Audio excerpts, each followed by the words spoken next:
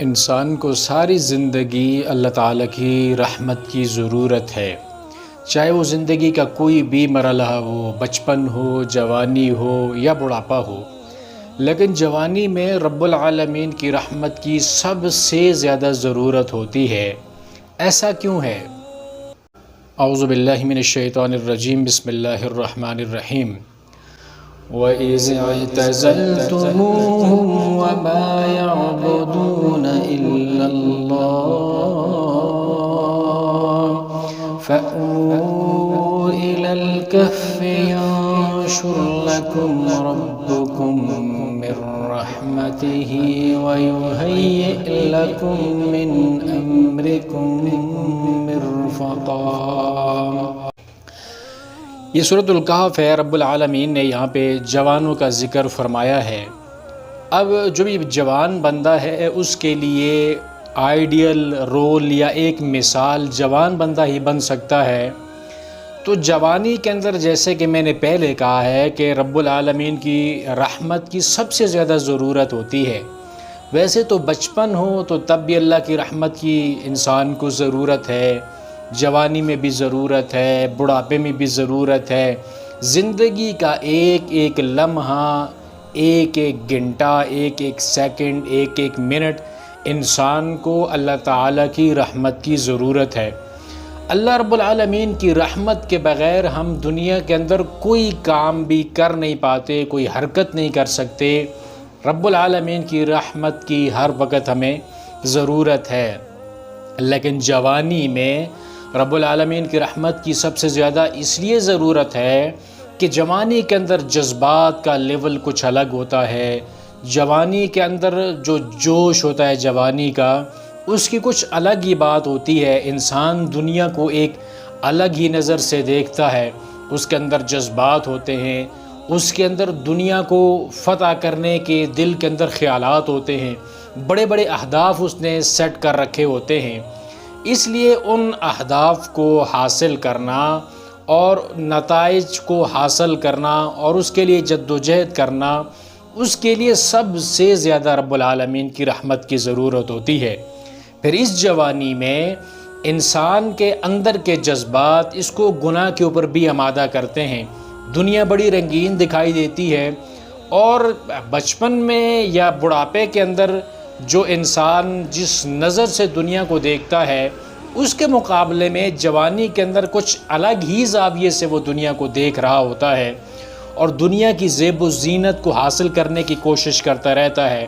ہر چیز وہ اپنی پسند کی ہی اس دنیا سے لینا چاہتا ہے، چاہے وہ کوئی بھی چیز ہو، وہ اس دنیا کے اندر سے پسند کی حاصل کرنا چاہتا ہے۔ اور پھر جو نفس کا، اس کی جوانی کا جوش اس کو گناہوں کے اوپر آمادہ کرتا ہے، تو ایسے عالم میں ان گناہوں سے اپنے آپ کو بچا کر اللہ کی عبادت کے اندر لگانے کے لیے سب سے زیادہ انسان کو اللہ تعالیٰ کی رحمت کی ضرورت ہے۔ اگر رب العالمین کی رحمت نہ ہو تو اس جوانی کے اندر انسان بہک جاتا ہے، اور اپنے نفس کی خواہشات کے مطابق، اپنے نفس کے بتائے ہوئے طریقوں کے مطابق زندگی بسر کر کے وہ اپنی جوانی کو برباد کر بیٹھتا ہے۔ حالانکہ اصل جو عبادت ہوتی ہے اس کا مزہ صرف جوانی کے اندر ہی آتا ہے، اس لیے کہ جوانی کے اندر آپ کے بدن کے اندر وہ طاقت، وہ قوت، وہ جوش ہوتا ہے جو کسی بھی عبادت کو صحیح اور احسن طریقے کے ساتھ ادا کرنے کے لیے آپ کے لیے کافی ہو۔ اللہ کے رسول صلی اللہ علیہ وسلم ہر نماز کے بعد یہ دعا پڑھا کرتے تھے: رب اعنی علی ذکرک و شکرک و حسن عبادتک۔ اے میرے اللہ، جو میں تجھ سے مدد مانگتا ہوں، تیرے ایسا ذکر میں تیرا کروں کہ ایسا ذکر کسی نے نہ کیا ہو، ایسا میں شکر کروں تیرا کہ تیرا ایسا شکر کسی نے نہ کیا ہو، وہ حسن عبادتک، اور عبادت اتنی خوبصورتی کے ساتھ میں ادا کروں کہ جیسی خوبصورت عبادت کسی اور نے نہ کی ہو۔ اب یہ حسن عبادت زندگی کے تمام تر مرحلوں میں سے جوانی کے اندر ہی ممکن ہے صحیح طریقے سے، اس لیے کہ جوانی کے اندر انسان اپنی عبادات کے اندر اس جسم کے اندر وہ قوت موجود ہوتی ہے جس سے وہ انسان عبادت کو احسن طریقے کے ساتھ ادا کر سکتا ہے۔ مثال لے لیجئے نماز کی۔ اب جوانی کے ایام میں انسان کا جب بدن کے اندر قوت بھی موجود ہو اور اس کے جسم کے اندر بیماریاں بھی بڑی کم ہی ہوتی ہیں، شاذ و نادر یہ ہوتا ہے کہ جوان آدمی اس کو بہت سی بیماریوں نے لپیٹ لیا ہو اور وہ چارپائی پہ پڑا ہو، ایسی مثالیں کم ہیں، لیکن زیادہ تر جوانی کے اندر بیماریاں بہت کم ہوتی ہیں، انسان زیادہ دیر قیام کر سکتا ہے، اللہ کے سامنے کھڑا ہو سکتا ہے، پھر وہ رکوع بھی کرنا چاہتا ہے تو رکوع بھی اپنے تسلی کے ساتھ کر سکتا ہے، کیونکہ اس کے گھٹنوں کے اندر وہ قوت و طاقت موجود ہے کہ اس کے جسم کے بوجھ کو وہ برداشت کر سکیں، اس لیے وہ لمبا رکوع کر سکتا ہے، پھر اسی طرح وہ لمبا سجدہ بھی کر سکتا ہے، اس کے اندر وہ قوت موجود ہوتی ہے۔ اور بڑھاپے کے اندر ایسا ممکن نہیں ہوتا، کہیں پہ رکوع نہیں ہو رہا ہوتا، اس کے جسم کے اندر جوڑوں کی بیماریوں کی وجہ سے کہیں تو وہ جھک نہیں سکتا، جھک بھی جائے تو کہیں پہ وہ سجدہ نہیں کر سکتا، اس کے جو گھٹنے ہوتے ہیں ان کو فولڈ کرنا ممکن نہیں ہوتا، مسائل ہوتے ہیں بہت ساری بیماریاں ہوتی ہیں، بدن کے اندر وہ قوت نہیں ہوتی، اگر 5-10 منٹ بھی کھڑا رہے گا تو جسم کانپنے لگ جائے گا، اس کو بیٹھنا پڑے گا، بیٹھے گا بھی تو تھوڑی دیر بیٹھنے کی وجہ سے اس کے جوڑ اکڑ جائیں گے اور اس کے اندر وہ بیٹھنے کی بھی وہ سکت نہیں ہوگی، اس لیے اس عمر کے اندر انسان جلدی عبادت کا جو کام ہے اس کو مکمل کرنے کی کوشش کرتا ہے۔ اسی طرح دیکھیے حج ہے،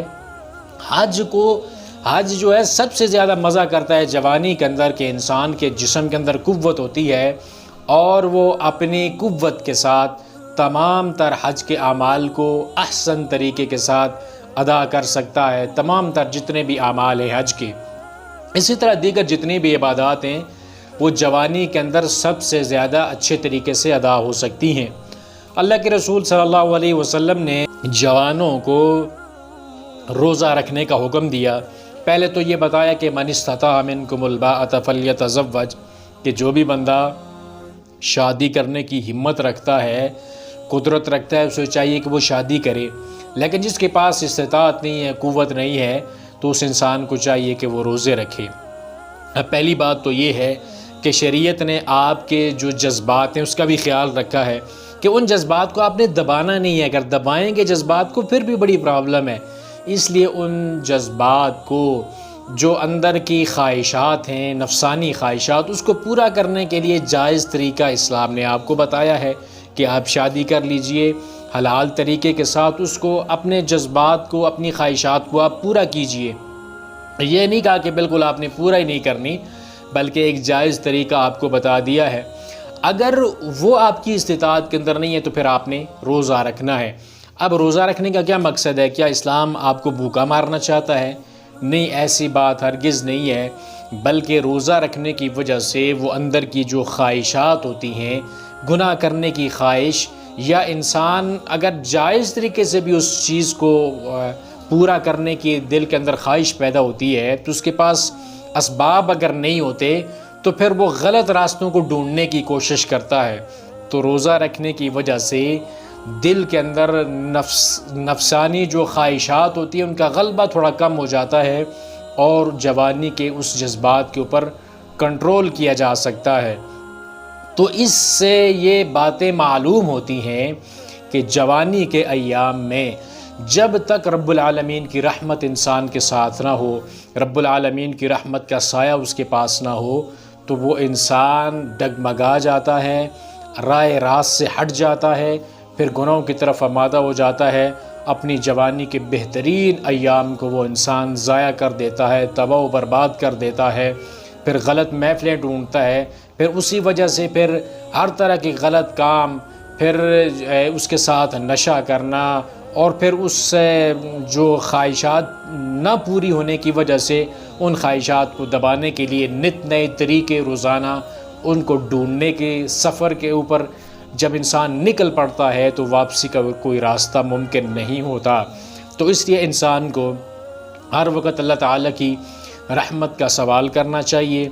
بچپن ہو، جوانی ہو یا بڑھاپا ہو، لیکن جوانی میں سب سے زیادہ اللہ تعالیٰ کی رحمت کا سوال کرنا چاہیے کہ رب مجھے تیری رحمت کی ضرورت ہے، کہیں میں ڈگمگا نہ جاؤں، رائے راست سے ہٹ نہ جاؤں، کہیں میں گناہوں کی طرف آمادہ نہ ہو جاؤں، گناہوں کے راستے پہ میں چل پڑوں، ایسا نہ ہو کہ ایسے راستے پہ میں چل پڑوں جہاں سے واپسی کا راستہ میرے لیے ممکن نہ ہو۔ تو ہر وقت اللہ تعالیٰ کی رحمت کا سوال کرنا چاہیے۔ انسان جب ماں کے پیٹ کے اندر ایک نطفے کی صورت میں جاتا ہے، وہاں سے لے کر پیدا ہونے تک رب کی رحمت کی ضرورت ہے، پیدا ہونے سے لے کر پھر مرتے دم تک زندگی کے تمام مراحل کے اندر انسان کو اللہ کی رحمت کی ضرورت ہے، مرنے کے بعد قبر میں اللہ تعالیٰ کی رحمت کی ضرورت ہے، اور میدان محشر کے اندر جب ساری انسانیت کھڑی کی جائے گی تب بھی انسان کو اللہ تعالیٰ کی رحمت کی ضرورت ہے، جب اعمال کا وزن کیا جائے گا تب بھی انسان کو اللہ تعالیٰ کی رحمت کی ضرورت ہے، جب جنت اور جہنم کے فیصلے ہوں گے تب بھی انسان کو اللہ تعالیٰ کی رحمت کی ضرورت ہے، جہنم کی آگ سے بچنا ہو تو تب بھی اللہ کی رحمت کی ضرورت ہے، جنت کے اندر داخلہ اگر کروانا ہو تو تب بھی انسان کو اللہ کی رحمت کی ضرورت ہے، اور پھر سب سے بڑی بات کہ رب العالمین کے دیدار کے لیے بھی انسان کو اللہ تعالیٰ کی رحمت کی ضرورت ہے۔ تو اس لیے انسان کو ہر دم ہر وقت اللہ تعالیٰ کی رحمت کا سوال کرنا چاہیے کہ رب کی رحمت کے بغیر ہم کچھ بھی نہیں کر سکتے، ہم دنیا کا نہ کوئی کامیابی حاصل کر سکتے اور نہ ہی آخرت کی کوئی کامیابی حاصل کر سکتے ہیں۔ اللہ تعالیٰ ہمیں اپنی رحمتوں کے اندر لپیٹ لے، اور خصوصاً اللہ تعالیٰ ہمیں اپنی جوانیاں اپنی عبادت کے اندر گزارنے کی توفیق عطا فرمائے۔